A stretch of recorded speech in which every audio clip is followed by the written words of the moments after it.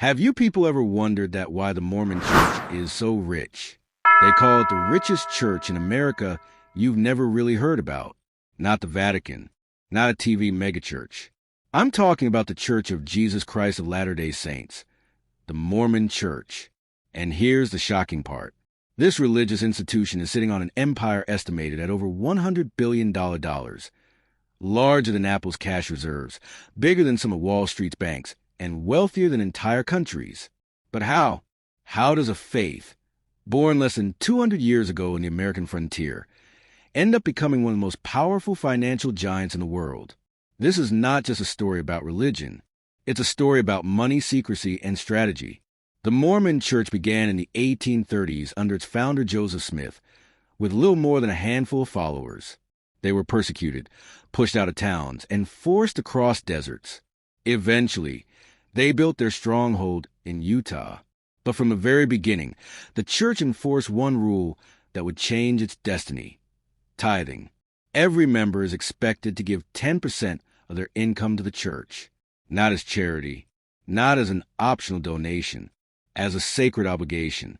Now imagine this: millions of members across the globe, each giving 10% of everything they earn, every year, every paycheck, every generation. This was not just faith. It was the world's most consistent revenue model.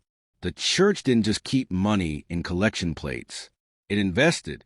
By the mid-20th century, the Mormon Church owned vast lands across Utah and beyond, ranches and farms producing cattle, wheat, and fruit, shopping malls, office towers, and housing developments.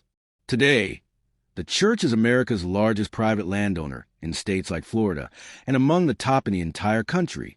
And then came the crown jewel, Ensign Peak Advisors. This is the church's secretive investment arm, a fund hidden from public view for decades. In 2019, leaked documents revealed its value: over $100 billion. Stocks in tech companies, bonds, real estate, you name it. The Mormon Church isn't just preaching on Sundays. It's playing in markets like Wall Street titans. Now here's where the story gets darker. Critics argue that the church has hoarded wealth while spending very little on humanitarian causes compared to its vast fortune. In fact, one whistleblower accused the church of stockpiling tithing money meant for charity, instead using it to grow its financial empire. The church denies wrongdoing, saying it prepares for the future, for crises, and for global expansion. But secrecy fuels suspicion. Why hide billions for decades if everything is pure and transparent? Here's the paradox. For members, giving 10% is about faith. For leaders, it has become a machine that builds malls, invests in hedge funds, and shapes American business. The Mormon Church is not just a religion. It is a multinational corporation disguised as faith, a corporation with spiritual branding. Think about it.